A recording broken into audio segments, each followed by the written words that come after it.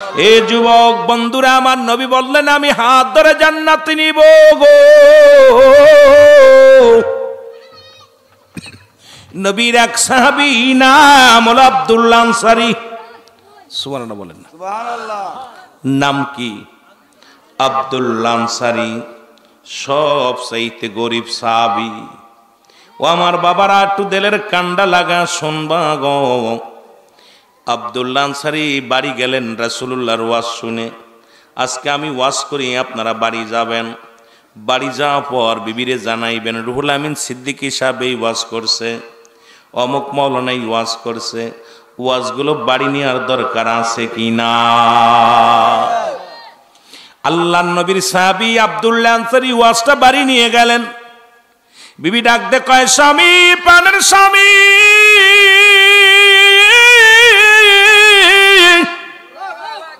এরে রাসূলুল্লাহ আজকে কি ওয়াজ করছে আমারে বলো গো। রহমতের নবী কি ওয়াজ করছে আমার একটু জানাও। এ কমিটির বাবারা সবাই জান্নাতের বাগানে আয়। টাকা খরচ করে কষ্ট করে মাহফিল দিলি, রান্নাও দেখলাম হয়ে গেছে তবারক। কমিটিকে সাধুবাদ জানাই। অনেক মাহফিলে দেখা যায় শুরু হয় তাবারক রান্না শুরু হয়, লোকজন তাবারক নিয়ে ব্যস্ত থাকে। তবে আজকের কমিটি ব্যতিক্রম, তাবারকটা আগেই রান্না করা কমপ্লিট। এখন যুবক বাবারা যারা কষ্ট করে টাকা খরচ করে মাহফিল খানা করলাম, সবাই আসো জান্নাতের বাগানে।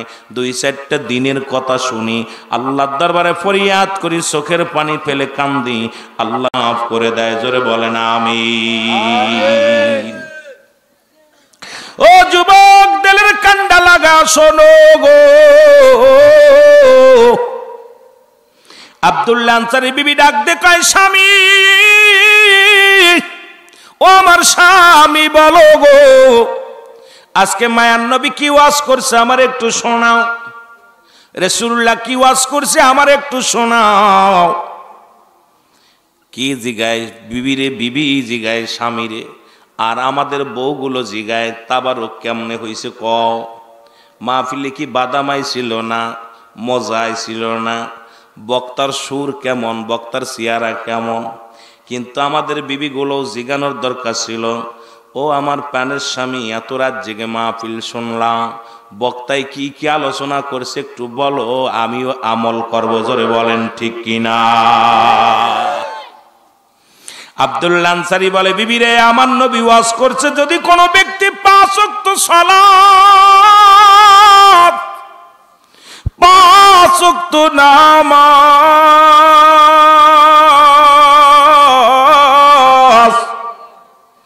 সময় মতো ওক্ত মতো আদায় করতে পারে, আল্লাহর নবী তার হাত ধরে জান্নাতে নিবে। জোরে বলেন মারহাবা। এ দুনিয়ার মুসলমান,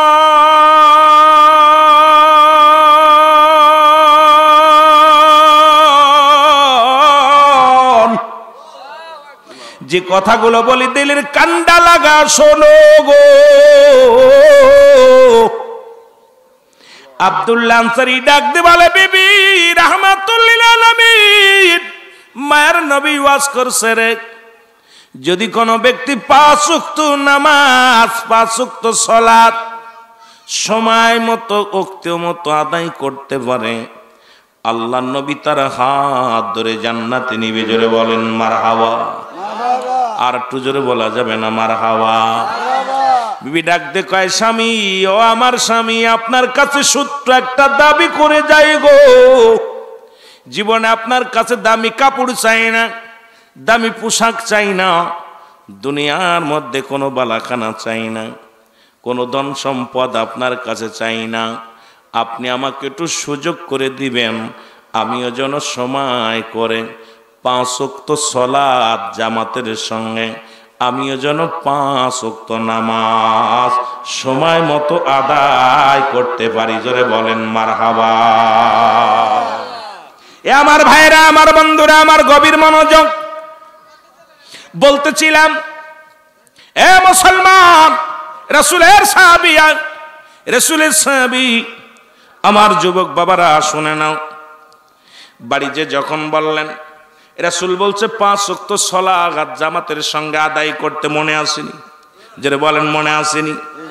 এরা বলে স্বামী, আমি স্বামী, আপনি আমারে একটু সুযোগ করে দিবেন, আমিও যেন 5 ওয়াক্ত সালাত জামাতের সঙ্গে বা সময় মতো আদায় করতে পারি। রাসূলুল্লাহ নামাজ পড়ে সালাম ফিরে আসসালামু আলাইকুম রাহমাতুল্লাহ, আসসালামু আলাইকুম রাহমাতুল্লাহ। নবী ডাকেরে সব সাহাবী আছে, কিন্তু আব্দুল্লাহ আনসারী নামের সাহাবী রাসূলের পিছে দেখা যায় না। নবী বলেন আমার আনসারী প্রতিদিন নামাজে আসে, সালাম শেষ করার পর আনসারী কোথায় যায়? সাহাবীরা বলে হুজুর নিশ্চিত দুনিয়ার কোনো প্রেমে পড়ে গেছে, নিশ্চিত কোন দুনিয়ার ঝামেলার মধ্যে পড়েছে। ইয়া রাসূলুল্লাহ, ইয়া হাবিবাল্লাহ। আমার নবী কয় ও আমার সাহাবীরা শোনো, আমি নবী নিজেই খবর নিব গো, আমি নবী নিজেই খবর নিব। রাসূলুল্লাহ চলে গেলেন আনসারীর বাড়িতে। আসসালামু আলাইকুম আলাল বাইত, আসসালামু আলাইকুম আলাল বাইত, আসসালামু আলাইকুম আলাল বাইত। তিনবার সালাম দিলেন রাসূলুল্লাহ, কোনো সালামের জবাব আসলেন না। নবীজি মনে একটু কষ্ট পায়া ফিরে চলে আসলেন। ও আমার যুবক বন্ধুরা শুনে নাও, নবীজি ফিরে চলে আসলেন। এই সময় মুসলমান পিছন থেকে সাহাবী সালামের উত্তর দাও, আলাইকুম আসসালাম ইয়া রাসূলুল্লাহ, ওয়ালাইকুম আসসালাম ইয়া হাবিবাল্লাহ, ওয়ালাইকুম আসসালাম ইয়া রাহমাতাল লিল আলামিন। আল্লাহর নবী ডাক দিয়ে বলে আনসারী,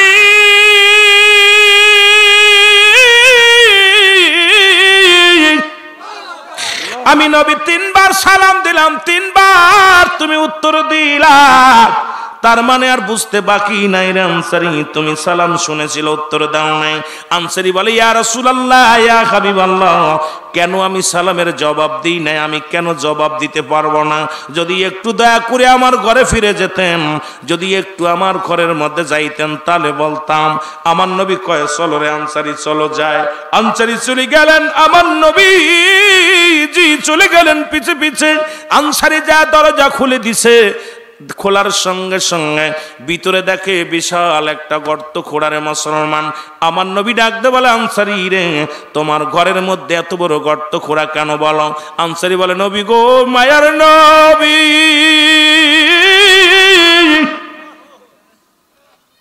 ইয়া রাসূলুল্লাহ, ইয়া হাবিবাল্লাহ, মায়ার নবী, নবী গো, আপনি যখন আমারে সালাম দিয়েছিলেন তখন আমি এই গর্তের মধ্যে উলঙ্গ অবস্থায় বসেছিলাম, এই কারণে আপনার সালামের জবাব নিতে পারি নাই। আমার নবী বলে আনসারী রে, কি বলতে চাও? বলে ইয়া রাসূলুল্লাহ, ইয়া হাবিবাল্লাহ, ও আমার নবী, ও আমার মায়ার নবী, ইয়া রাসূলুল্লাহ, ইয়া হাবিবাল্লাহ, সেদিন রাত্রে যখন আপনি ওয়াজ করেছিলেন 5 ওয়াক্ত ফরজ নামাজ, 5 ওয়াক্ত সালাত যদি কোনো ব্যক্তি জামাতের সঙ্গে সময় মতো আদায় করতে পারে, আপনি তার হাত ধরে জান্নাতে নিবেন। ইয়া রাসূলুল্লাহ, এই ওয়াজটা আমি বাড়ি এসে আমার বিবিরে বলি।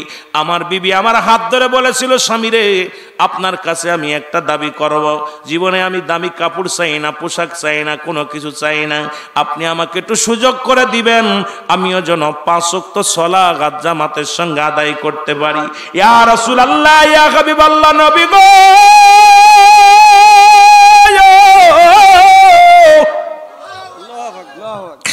আমার স্বামী স্ত্রী মিলে মাত্র একখানা কাপড়,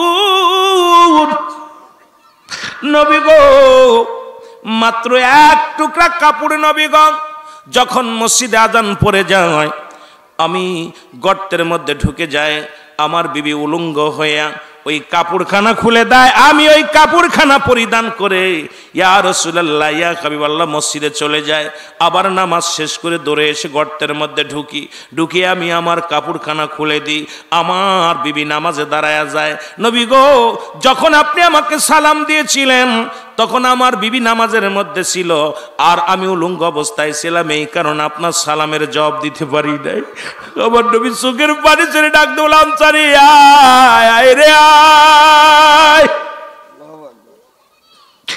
আমার নবী বুকের মধ্যে টান দিয়ে বলে, আনসারী রে, আমি নবী কথা দিলাম রে, আমি নবী কথা দিলাম রে ইয়াউমাল কিয়ামতের ময়দানের আনসারী, আমি তোদের স্বামী স্ত্রী দুজনকে নিয়ে আমি নবী জান্নাতে যাব। জোরে বলেন মারহাবা। রে আল্লাহর নবী ডাক দিয়ে বলে, আনসারী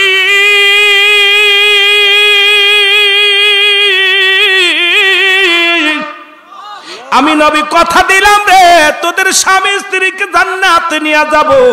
এ মুসলমান, আরে আমি আপনাদের কাছে জানতে চাই, আপনাদের গ্রামের মধ্যে, আপনাদের ইউনিয়নের মধ্যে, আপনাদের থানার মধ্যে, জেলার মধ্যে এমন কোন গরিব আছে যার এক টুকরা কাপড় আছে? নামাজ কেমনে বাঁচবেন? নামাজ ছাইরা দিয়াও।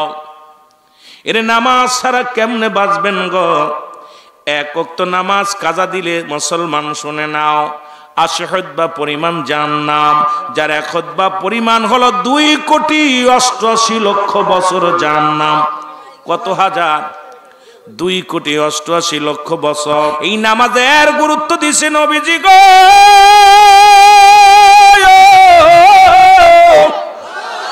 আরে যিনি আমার আপনার নবী রাহমাতুল লিল আলামিন, তিনিও নামাজের জন্য কত কষ্ট করেছেন, জামাতের জন্য কত কষ্ট করেছেন। একটা কথা বারবার মনে পড়ে যায়, রাহমাতুল লিল আলামিন অসুস্থ হয়ে গেলেন। আম্মা জান আয়েশা সিদ্দিকে ডাক দিয়ে বলে, আয়েশা রে, আয়েশা রে, তোমার আব্বাজানকে ইমামতি করতে বলবা, জামাতে যেন নামাজ আদায় করে নেয়। জোরে বলেন মারহাবা। রাসূলুল্লাহ, মুসলমান শোনো, আমার নবীজি একবার নয়, দুইবার নয়, একবার সুস্থ হয়, আবার বেহুশ হয়ে যায়। এবার আম্মা জান আয়েশা সিদ্দিকাকে ডাক দে বলে, আয়েশা রে, নামাজ হইছেনি?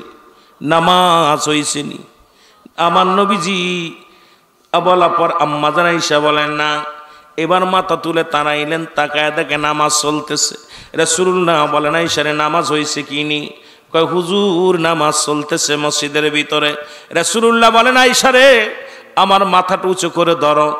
আম্মা জান আয়েশা রাসূলুল্লাহর মাথাটা উঁচু করে ধরলেন। বলে, আয়েশা রে, জানালার কাপড়টা সরাইয়া দাও। কাপড়টা সরাইয়া দেওয়া হলো।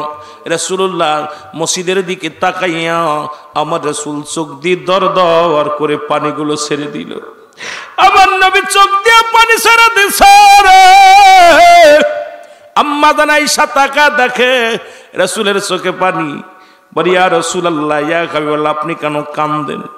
একে তাই আম্মা জান আয়েশার বুঝতে আর বাকি নাই, ইমাম যেহেতু পরিবর্তন হয়েছে, আমার নবী আর দুনিয়ার মধ্যে বেশি দিন নাই। রাসূলুল্লাহ আমারে ফাঁকি দিয়ে চলে যাবে। দুই আব্বা জান ইমামতি করে, কারণ হযরত আবু বকর সিদ্দিক রাদিয়াল্লাহু তাআলার কন্যা ছিল আম্মা জান আয়েশা সিদ্দিকা। এ মুসলমান, আমাদের আম্মা জান দ্বিতীয় চিন্তা করে আব্বা জান ইমামতি করছে, হয়তো রাসূলুল্লাহ মানতে পারেন, এই জন্য চোখের পানি ছেড়ে কান্দে। আমার আম্মা জান আয়েশা সিদ্দিকা বলে, নবী গো,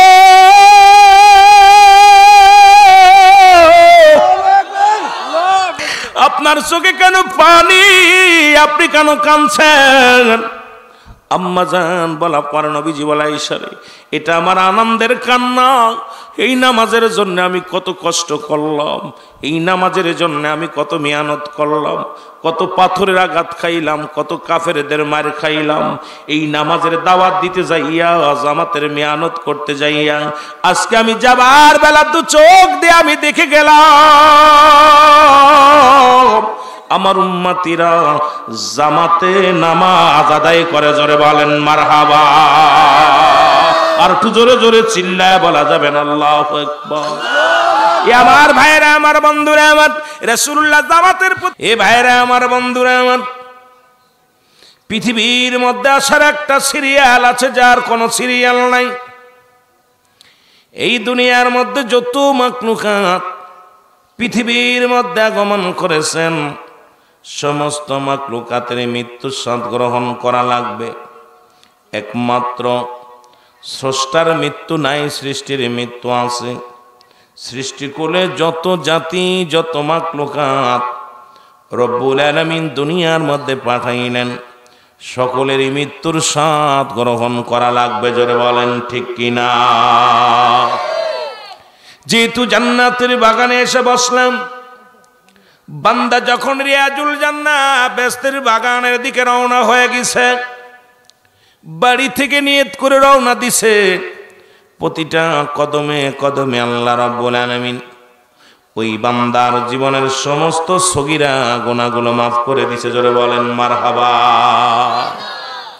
শুধু নিয়ত করে আসছেন আল্লাহ ওই মাহফিলের ময়দানে যাব, কুরআন হাদিসের মাহফিলে যাব, শুধু নিয়ত করে রওনা দেওয়ার কারণে রব্বুল আলামিন আপনার আমার জীবনের সমস্ত সগীরা গুনাহগুলো মাফ করে দিয়েছে। আমরা শুধু সগীরা গুনাহ করি নাই, পদে পদে করছি কবিরা গুনাহ। নামাজ ছেড়ে দেয়া কবিরা গুনাহ, মিথ্যা বলা কবিরা গুনাহ, বেগানা নারী চেহারা দেখা কবিরা গুনাহ, বেগানা পুরুষের চেহারা দেখা কবিরা গুনাহ, হারাম। এ মুসলমান, হাজার গুনাহ করলাম, এই গুনার কথা মনে করি আল্লামা কুতুবী রাহমাতুল্লাহ বয়ান করে, বান্দা যখন কবরের ভয়ে, জাহান্নামের ভয়ে বান্দা যখন খাস তওবা করে আল্লাহ বলে ডাক দেয়, আল্লাহ রাব্বুল আলামিন বান্দার জীবনের সমস্ত গুনাহগুলো মাফ করে দেয়। জোরে বলেন আলহামদুলিল্লাহ। একটা মজার বিষয় হলো, হাজার গুনাহ করেছেন, গুনাহ করতে করতে আসমান জমিন পর্যন্ত, জমিনের যত খালি জায়গা আছে সব গুনাহে পরিপূর্ণ করে ফেলেছেন। কিন্তু গুনার কথাটা মনে করে বান্দা যখন চিন্তা করে, আল্লাহ আমার জীবনের শেষ মাহফিল, রব্বে কারীম আমার জীবনের শেষ রাত, রব্বে কারীম আর জীবনে মাহফিলে বসতে পারবো না, আর জীবনে বসাও সম্ভব নয়। গত বছর যারা মাহফিলে বসেছিল এবছর তারা বসতে পারে নাই। পঞ্চম বাৎসরিক সুন্নি মহাসম্মিলন 4টা বছর অতিবাহিত হয়ে গেল। প্রথম বছরে যারা বসেছিল তারা দুনিয়ার মধ্যে নাই। ও মুসলমান, আবার অনেকে আছেন। এই জন্যে আমি আপনাদেরকে বলে যাই, শুধু নিয়ত করে রওনা দিলেন, সগীরা গুনাহ মাফ, জান্নাতের বাগানখানা আঁকড়ে ধরলেন, খাস তওবা করলেন, কিয়ামত পর্যন্ত আর কোন নবী আসবে না, কিয়ামত পর্যন্ত নবীদের দরজা বন্ধ, কিয়ামত পর্যন্ত তওবার দরজা খোলা। জোরে বলেন ঠিক কিনা? আর একটু জোরে বলেন আল্লাহু আকবার। কিয়ামত পর্যন্ত তওবার দরজা খোলা। কিসের দরজা? একটু জোরে বলা যাবে? তওবার দরজা খোলা, কিয়ামত পর্যন্ত আর কোন নবী আসবে না। যেহেতু মানুষের 2টা টাইমে মরণ হয়, একটা হলো রাতের বেলা, একটা হলো দিনের বেলা। দিন শুরু করেছেন, মৃত্যুবরণ করেন নাই, রাত শুরু করেছেন, মৃত্যুবরণ করেন নাই। ফজর আজান পর্যন্ত বেঁচে থাকবো এমন কোনো গ্যারান্টি কেউ দিতে পারবো না। যে কোনো মুহূর্তে আপনি আমি দুনিয়া থেকে বিদায় হয়ে যেতে পারি, আর মরণের পেয়ালা পান করতে পারি। পরবর্তী সময় আপনার জন্য কি নিয়ামত বয়ে আনতেছে আপনি নিজেও জানেন না।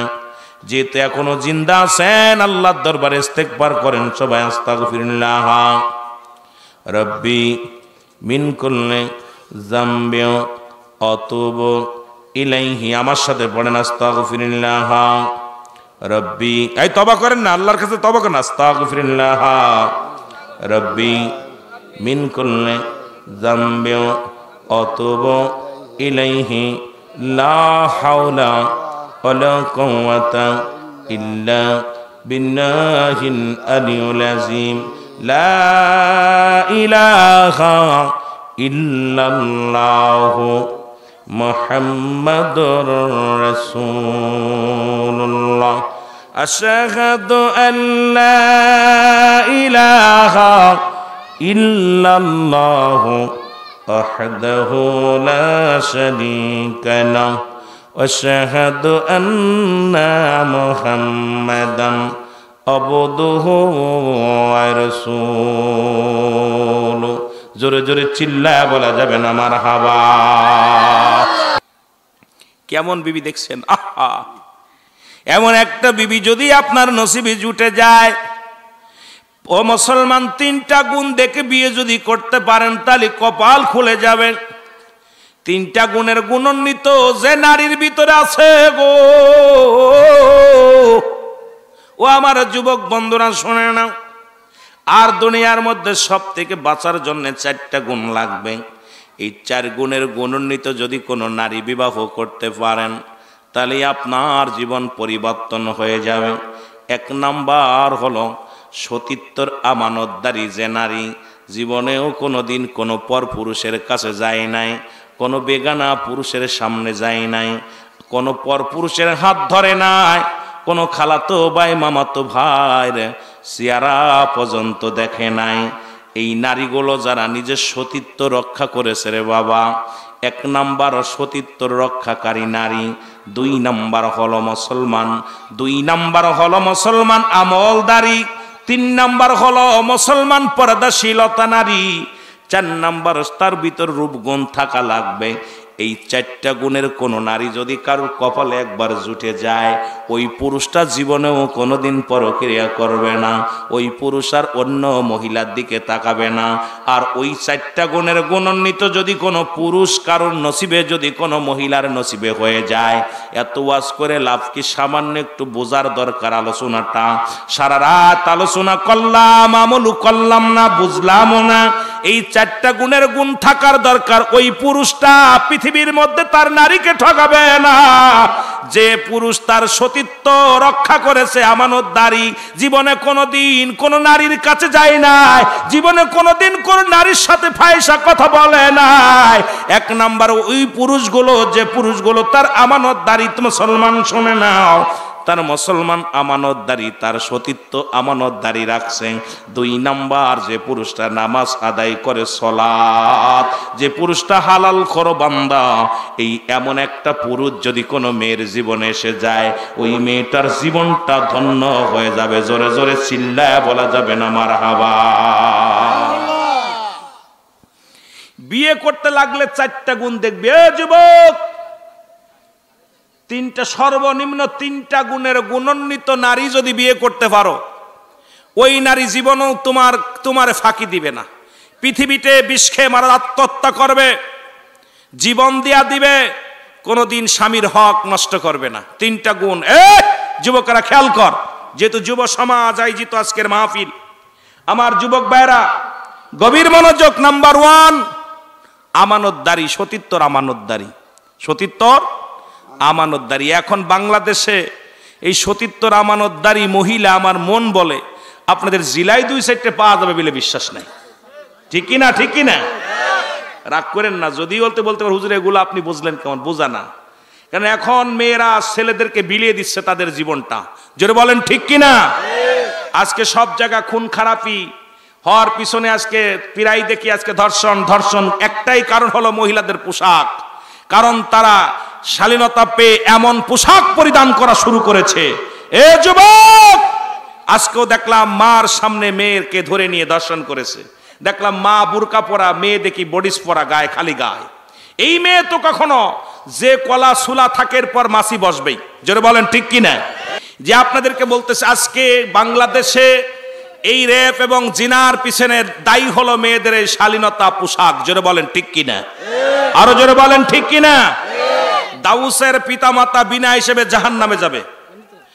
যুবকেরা ওয়াজ শুনবি খেয়াল করে, মাহফিল দিয়ে শুধু কান বন্ধ করে রাখবি না। আজকে দেখলাম এখানে বাজার বসছে, মেয়ে ছেলে সব এক জায়গা। আমার নিয়ে আসতেছিল যখন খাবার খাওয়াইতে, বাইরা বারবার বারণ করতে, কিন্তু কে কার কথা শোনে? আমি বলতে চাই দোকানগুলো বন্ধ করতে হবে। আর ওখানে একজন কমিটি খুব শক্ত হাতে লাঠি নিয়ে বসতে হবে। এখানে জান্নাতের বাগান, এখানে অসংখ্য মানুষ কবরে শুয়ে আছে, তাদের নেকির জন্য আজকের মাহফিল। জোরে বলেন ঠিক কিনা? এখানে মেলা নয়, এখানে আনন্দ চুরি ফিতে কেনার জায়গা না। আজকের দিন চোখের পানিগুলো সব দোকান বন্ধ, আজকে সমস্ত ঘর বন্ধ, তালা মেরে আসতে হবে, আল্লাহর দরবারে কাঁদতে হবে, আল্লাহ আগামী বছর এই দিনটা পাবো না, আগামী দিন আমরা বাঁচবো না। আজকে গুনাহ মাফের একটা সুযোগ পেয়েছি, সবাই গুনাহ মাফ করে নিব। জোরে বলেন ঠিক কিনা? যেটা বলতেছিলাম, দাউস মেয়ে, ওই সমস্ত মেয়ে যাদের বিয়ে করা হারাম, দাউস মেয়ে বিয়ে করা হারাম। যে সমস্ত মেয়েরা মেয়ে কুলে জন্ম নিয়ে প্যান্ট শার্ট পরে, শার্ট গায়ে দেয়, যে সমস্ত মেয়ে, ভালো করে লিখে নেন, অনেক অবিবাহিত যুবক আছেন, অনেক গার্জিয়ান আছেন, আপনাদের কাজে লাগবে। কারণ আপনারও একটা মেয়ে হতে পারে, আপনিও বিয়ে করবেন, আপনার মেয়েও বিয়ে দিবেন, আপনার ছেলেও বিয়ে দিবেন। যে সমস্ত দাউসের পিতামাতার নামাজ, রোজা, হজ, যাকাত সব বরবাদ করে দেওয়া হবে। অধিকাংশ হাজী সাহেব, অধিকাংশ মাওলানা, অধিকাংশ মুফতি ওই দাউস সন্তান থাকার কারণে সমস্ত আমলগুলো বরবাদ করে রব্বে কারিম তাদেরকে জাহান্নামে ঢুকায় দিবে। জোরে বলো আল্লাহু আকবার। যে সমস্ত মেয়েরা দাউস চিনে নেন, দাউস মেয়েকে বিয়ে করা হারাম হারাম হারাম হারাম। এই দাউস কারা? দাউস হলো যে সমস্ত মেয়েরা মেয়ে কুলে জন্ম নিয়ে প্যান্ট শার্ট পরে, শার্ট গায়ে দেয়, পুরুষের ন্যায় চলাফেরা করে, পুরুষের ন্যায় কথাবার্তা বলে, সাইকেল চালায়, গাড়ি চালায়, তাদের সম্পূর্ণ বাজার ঘাট ইত্যাদি ইত্যাদি করে পুরুষের ন্যায়। এক কথায় পুরুষ মহিলা হয়ে পুরুষ পুরুষ ভাব, এরা হলো দাউস। এদেরকে বিয়ে করা হারাম, এদের পিতামাতা জাহান্নামী, ওরাও জাহান্নামী। আল্লাহু আকবার বলেন না। এবার দাউস ছেলেদের বিয়ে করা হারাম। যেহেতু পল্লী এলাকা আমার মারা শুনবেন, ওই ছেলেকে বিয়ে করা হারাম যে সমস্ত ছেলেরা ছেলে কুলে জন্ম নিয়ে গলায় সোনার চেন দেয়, হাতে চুরি দেয়, কান ফুরায় নাক ফুরায়, কান নাক ফুরায়া মহিলাদের মতো কথাবার্তা বলে, মহিলাদের মতো চলাফেরা করে, মহিলাদের মতো উন্না টানে, এই সমস্ত দাউস পুরুষদেরকে বিয়ে করা হারাম হারাম হারাম। আল্লাহু আকবার বলেন না, আর একটু জোরে বলেন। এখন এই এলাকার মধ্যে যেগুলো দাউস আমি চিনায় দিয়ে গেলাম, দাউস গুলো আর যে সমস্ত মেয়েরা বুক টান করে বেশিরভাগ হাটে দেখবেন, লজ্জা হায়া নাই, এরা বেশিরভাগ বুক টান এই জিনাকারী মহিলা, এরা নাউজুবিল্লাহ বলেন না, আরো জোরে বলেন। ওয়াজ অনেক ওয়াজ, পল্লী এলাকা শুধু অনেক কথা রয়েছে। যেহেতু আমি ওদিকে যেতে পারবো না, তবুও কিছু টাচ দিতে হবে, কারণ আমাকে মরতে হবে। যেহেতু উনি আমার সাবজেক্ট দিছে কবরের দিকে, কবরে গেলে যেতে লাগলে এই আমলগুলো পরিত্যাগ করার দরকার আছে কিনা? জোরে বলেন, অভ্যাসগুলো পরিত্যাগ করার দরকার আছে কিনা? আমার বাবারা, যে কথা আমি বলতেছিলাম, 5টা গুণ, 3টা গুণ, মেয়েদের ভিতর সর্বনিম্ন কয়টা গুণ দেখবেন? এই জোরে বলেন কয়টা গুণ? 4টা গুণ, বেশিরভাগই 4টা। 5টা গুণ দেখতে গেলে আমার দেশে হবে না। সর্বনিম্ন 3টা গুণ দেখলে বিয়ে করবেন। 4টা গুণ দেখা উত্তম। নাম্বার 1, ওই নারী সতীত্বর রক্ষাকারী। সুবহানাল্লাহ বলেন না। ওই নারী সতীত্বর রক্ষাকারী। নাম্বার 2, সে পর্দাশীলতা। আজকে আমার দেশে পর্দা নাই বললেই চলে। জোরে বলেন ঠিক কিনা? আমার দেশে পর্দা নাই বললেই চলে। পর্দা যেমন ফরজ, নামাজও তেমন ফরজ। নামাজও যেমন ফরজ, পর্দাও তেমন, জোরে বলেন না, ফরজ। কি পর্দা কি করা? জোরে বলেন কি করা? ফরজ। এটা অমান্য করলে কি কাফের? জোরে বলেন ঠিক কিনা? ফরজ তরফ করা কবিরা গুনাহ। জোরে বলেন ঠিক কিনা? আমার ভাইরা, নাম্বার 2 মুসলমান। নাম্বার 3 হলো ওই মেয়ে আমলদারি। জোরে বলেন না সুবহানাল্লাহ। কোরআন শরীফ পড়তে পারে, নামাজ পড়তে পারে, আমল করতে পারে। অনেক মেয়ে দেখবেন রোজা রাখে না, গার গোস্ত কমে যাবে। জোরে বলেন ঠিক কিনা? বডি ফিটনেস নষ্ট হয়ে যাবে, রোজা রাখে না। অনেক যুবকও আছে, এই যে সামনে মায়ের রমজান মাস আসতেছে, অনেক যুবক আর ওই বাপ মা কত বড় বেহাইয়া, বাপ মা ছেলেরে ডাকে না, কষ্ট হবে, মেয়েরে ডাকে না, কষ্ট হবে। এরে বাবা, ইমাম সাহেব বারবার ডাকতেছে, সময় হয়ে গেছে, ওঠো খেয়ে নাও। মিস যদিও ছেলে ওঠে, কয় বাবা না, তোর মুখের দিক তাকানো যায় না। আরে মিয়া, ওই সন্তান তোর বুকে লাথি মারবে। জোরে বলেন ঠিক কিনা? ওই সন্তান কি করবে? বুকের ভিতরে লাথি মারবে, লাথি মেরে জাহান্নামে যাবে।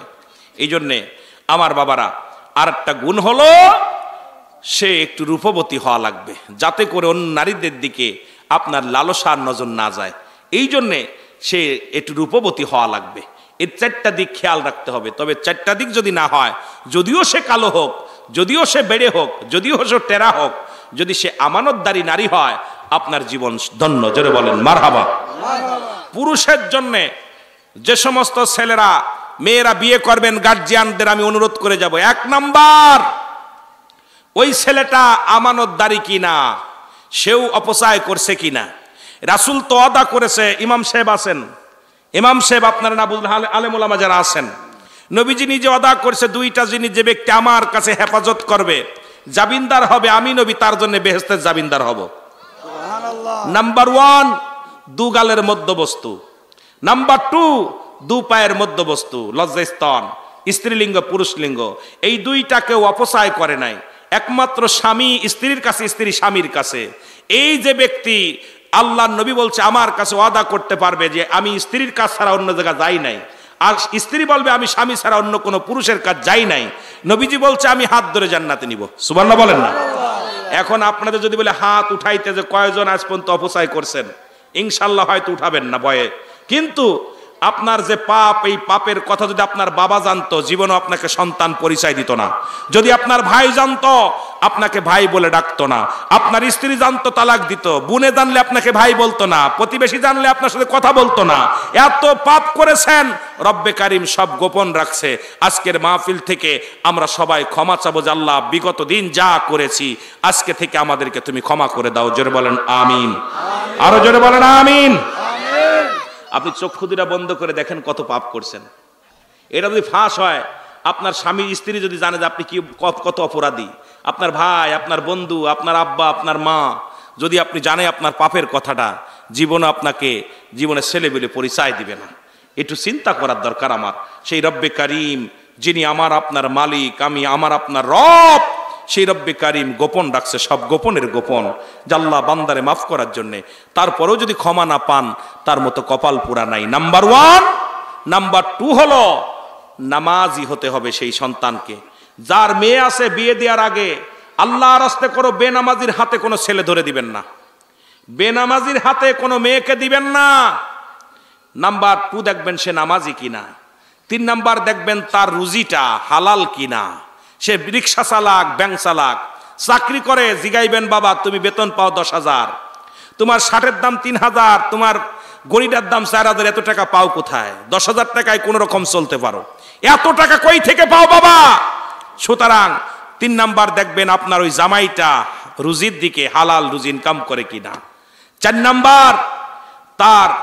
নাম্বার তাকে দেখবেন কি সে ওই মাদক সেবন বা অন্যদিকে ধাবিত কিনা। এই 4টা গুণ দেখে যদি আপনি মেয়ে দেন, আপনার মেয়ের গায়ে জীবন ওই জামায় হাত দিবে না। ওই মেয়েকে আপনি কোনোদিন প্রহার করবে না, ওই মেয়েকে কষ্ট দিবে না, ওই মেয়ে কোনোদিন নির্যাতিত হবে না। আজকে দেখা যায় প্রায়টা দিনেই ফেসবুকের মধ্যে দেখি জামায়ে পিটায়ে মেয়েরে হাত পা বেঁধে বাড়ি পাঠায় দিছে, যৌতুকের জন্য মারছে। একজন হালাল খর বান্দা কোনোদিন তার স্ত্রীর গায়ে হাত দিতে পারে না। একজন হালাল খর বান্দা কোনোদিন তার বিবিকে গালি দিতে পারে না। একজন ইমানদার হালাল খর বান্দা কোনোদিন তার স্ত্রীকে কষ্ট দিতে পারে না। জোরে বলেন ঠিক কিনা? কিন্তু আমরা বিয়ে দেওয়ার সময় কই ছেলে বেতন কত? কয় 80,000। বেতন যদি কয় 10,000 হবে না, কারণ আমার মেয়ের খরচ দিতে পারবে না, খাবার দিতে পারবে না। আহা, সেইটা কষ্ট আর থাকতে পারে না। এই জন্য আমি আপনাদেরকে বলবো, ছেলে মেয়ে সবারই আছে, আপনারও আছে, আমারও আছে। এই ছেলে মেয়ে যখনই বিবাহ বন্ধনে আবদ্ধ করবেন, এইটা দিকে যদি খেয়াল রেখে আপনার মেয়ে আপনার ছেলেকে বিয়ে দিতে পারেন, দেখবেন সংসারের ভিতরে সুখ আসবে, শান্তি আসবে। ওই মেয়েটা এসে আপনার বাবা মার খেদমত করবে, ওই মেয়েটা এসে আপনার খেদমত করবে, আপনার মার খেদমত করবে, আপনার ভাই বোনকে নিজের ভাই বোন মনে করে নিবে, আপনিও তার মা বাবাকে আপন মনে করে নেবেন। কিন্তু আমাদের ক্যারেক্টার এত খারাপ হয়েছে, আগে দেখি প্যান্ট শার্ট গায়ে। আর একটা কথা, যে সমস্ত পুরুষ দাড়ি আছে, এই দাড়ি চাচাকে লগেও মেয়ে না দেওয়া উত্তম আমি মনে করি। হয়তো অনেকে রাগ করতে পারেন, রাসূলের সুন্নাত দায়েমি সুন্নাত যারা প্রতিনিয়ত চাষে, আমি মনে করি রাসূলের সুন্নাতে যারা আঘাত করে তারাও পুরুষের মধ্যে পড়ে না, এদেরও মহিলার কাতারে পড়ানো উচিত। জোরে বলেন ঠিক কিনা? মহিলাকে যেমন দাড়ি হয় না, ওদেরও দাড়ি হয় নাই। কি কন? আমি অনুরোধ করবো দাড়িটা রেখে দিবেন, রাসূলের সুন্নাত রেখে দিবেন। আমিন বলেন, আমিন বলেন। হয়তো মনে করেন রুহুল আমিন সিদ্দিকী কথাগুলো কড়া কথা বলে গেল। সুলাইমান পয়গম্বর যখন বিবাহের বয়স হয়ে গেল, বিয়া করবে, পাত্রী খোঁজা শুরু হলো। সুলাইমান পয়গম্বর বলে এই 5টা গুণের গুণ যদি কোনো মেয়ের ভিতর থাকে আমি বিয়ে করব। অল রাজ্য ভরে, অল পৃথিবী ভরে খোঁজা হলো, এই 5টা গুণের মেয়ে পায় নাই, 3টা গুণ 2টা গুণের মেয়ে পেয়েছে। সুতরাং এই যদি আমরা খোঁজা শুরু করি, আমার দেশে যৌতুক লাগবে না, আমার সমাজ মুসলমান কোনো মেয়ে অবহেলিত হবে না। কারণ আমার মেয়েদের ভিতরে কি আছে, ওই মেয়েটার ভিতরে কি আছে, এটা যদি আমি আকর্ষণ যদি থাকে, অবশ্যই তারপরে আমি রুহুল আমিন সিদ্দিকী ওয়াজ করতে এসেছি, আকর্ষণ আছে বলে শুনতে এসেছেন। যদি এই বক্তার ওয়াজ আগেই শোনা পর, আরে রুহুল আমিন কি ওয়াজ করবো জানি, আকর্ষণ থাকবে না, তদ্রূপ একটা নারীর প্রতি একটা পুরুষের আকর্ষণ যখন থাকবে, যৌতুক দেয়া লাগবে না, যৌতুক দিয়ে আরো বিয়ে করা লাগবে। আসলে আমরা নারীর ভিতরে কি আছে আগেই অনুভব করে ফেলি, শাহাদাত আল্লাহগুলো পেয়ে যায়। পুরুষের ভিতরে কি আছে একটা নারী সব বুঝতে পারে। এই জন্য আমার দেশে যৌতুক প্রথা পন্থা চালু হয়ে গেছে। কারণ এখন মেয়ে বিয়ে করি না, বিয়ে করি টাকা, মেয়ে বিয়ে করি না, বিয়ে করি যৌতুক। এ মুসলমান, আমি আপনাদেরকে অনুরোধ করি, ছাগলের চরিত্র পরিবর্তন করে, যেহেতু ছাগলের দড়ি ধরলে ওটা দেখবেন আবার সাবান দিয়ে ধুইলেও হাতের মধ্যে গন্ধ বলবে। আমি মাদের বলবো, মা তোমরা ছাগলের চরিত্র বাদ দিয়া যদি তোমরা হরিণের চরিত্র আনতে পারো, দেখবে তোমাদেরও দাম বেড়ে যাবে। মুরব্বীরা যেমন পন্দে বিয়ে করছে, এই সমস্ত মুরব্বীরা পন্দে বিয়ে করছে, জোরে বলেন ঠিক কিনা? পন্দে বিয়ে করছে, মেয়ের বাবারে দিয়া মেয়ের মারে দিয়া বিয়ে করছে, আর আমরা এখন নিয়ে বিয়ে করি। যদি মেয়েরা হরিণ হয়ে যায়, আমি বলে যাই আজকের মাহফিল থেকে, যদি মেয়েরা হরিণ হয়ে যায়, আল্লাহর কসম, আল্লাহর কসম, আপনাদের এলাকার সব মেয়েকে বিয়ে করার জন্য টাকা দিয়ে করা লাগবে। জোরে বলেন ঠিক কিনা? সালা যদি বান্দা থাকে, ওর ভিতরে ধান থাকে, ওটা না খুললে হাত দেওয়া যায় না, গুঁতো মারা লাগে, ঠিক কিনা? এখন বাস্তা খুলে রাখছেন, বাস্তার মধ্যে মুসি এসে হাত ঢুকায়, মেতর এসে হাত ঢুকায়, অফিসার এসে হাত ঢুকায়, ইমাম সাহেব হাত ঢুকায়, মজ্জেম সাহেব হাত ঢুকায়। জোরে বলেন ঠিক কথা কি বোঝেন? আমার দেশের মেয়েরা এখন বেপর্দা হওয়ার কারণে মুসি মেতরের নজর ওদিকে পড়ে গেছে, ওর প্রতি চাহিদা কমে গেছে। চাহিদা যদি বাড়তে হয়, হরিণের নাভি থেকে আসছে নিগ্রো নাভি সেন্ট, কস্তুরী সেন্ট, এটা দাম বড়, এটা দাম, অনেক দাম।